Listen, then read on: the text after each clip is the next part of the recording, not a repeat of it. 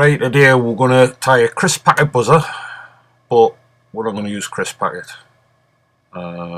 Keeps on changing the colours, so I tend to use Goose Bias at the minute.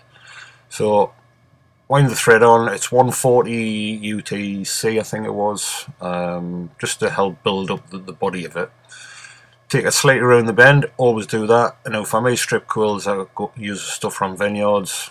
Small, but you can get away with them quite good. So anyway, I always use natural. I never tend to go for colours, so just nip it in just right at the bend and take the thread back up. Nice touch and turns, don't have to go all the way up.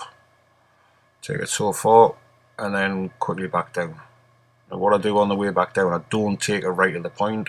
I'm trying to build that body up into like a cone shape.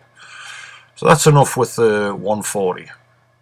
Wet the quill a little bit and just do your segmented effect and leave a tiny bit in between each one. I found this the easiest way. I know you cannot see it very well, but I just put my finger to trap it so it doesn't spring off. So just take that up quite a bit, just before the head. Like I say, just take your time with it.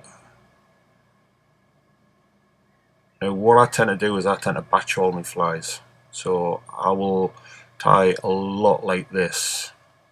I'll maybe just do 20 at a time, and then all I do is I put the different heads on it I want. For this one we're going to use Goose Bias. Now it's just I find it easier to do them in batches rather than doing the whole fly all by itself. So I tend to go for the really bright Goose Bias. It's like a flame red type orange. Easiest way to get them off is put your thumb at the end of it and push. One will come up, take it off. Next one, same again. Now there's a natural curve to these, so always put the concave side in over. It's usually the brightest part, so you've got that face in you. Just nip it in and then turn it over and put the second one in. Keep them nice and sort of level and same distance so that they're both the same size. And just wind them in. And again, the 140 thread helps when you're building the head up. You're not sitting there for ages. What I do with my crisp packets, I have two types, either plain or I put this pearl in. So I'm going to show you how I put the pearl in. It's dead easy. So once you've nipped it in, just build up that head shape. You want it like a bit of a rugby ball. So just build it up. Now this would take ages if you want to use a normal thread. Just get that nice shape of it.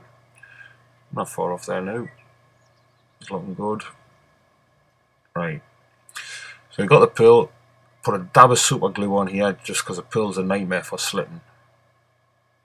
Just put a tiny bit on and just wind the pearl over the thorax. And then just wind it up to the eye.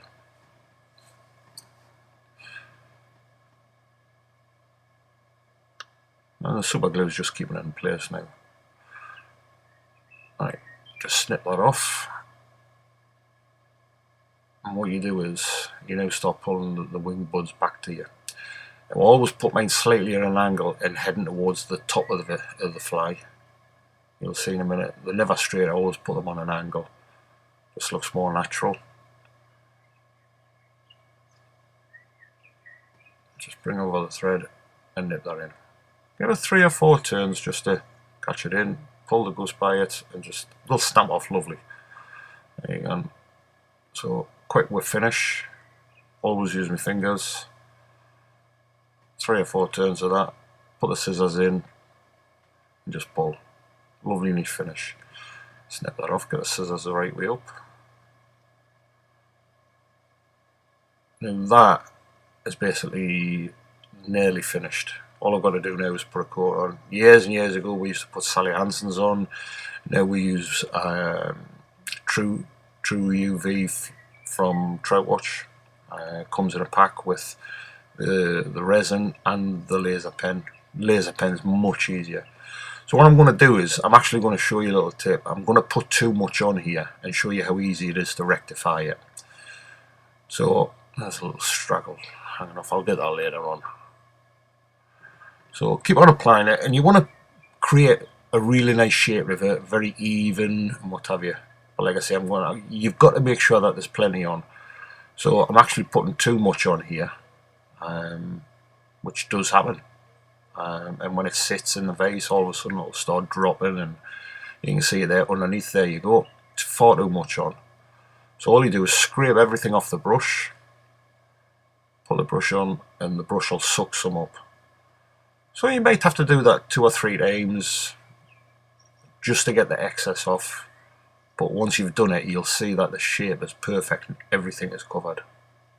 That's about right there now. Out comes the UV torch, just check it. UV torch onto it. The laser pen, it's much more intense. It sets it a lot quicker, but you cannot do too much of it. What you'll find is certain colours take longer to set than others. Blacks takes about the longest. So I just go around the whole fly with a UV pen, and it's basically set there now, but take no chances with it. What I then do is I tend to take it out the vase once I've done this, and I use a UV torch. Lie the fly on a plate or something, put the UV torch over it, the one with the 9 bulbs. So that's my UV laser pen. And then, I could have poked that in your eye there. So then I get the UV torch, lie the fly flat, and there's my torch. It's got 9 little bulbs. Takes a lot longer to cure than a laser pen. But I'll just lie the fly flat, and while I'm doing the next fly, I put the torch head over it and let it set. So I'll just get them straggly little bits off. They're Gravenas. And it's a brilliant fly, like I say, either with pearl or without. Now I use this fly, this is my first line of attack whenever I go straight line nymphing or on the bung. Superb fly, my #1 fly.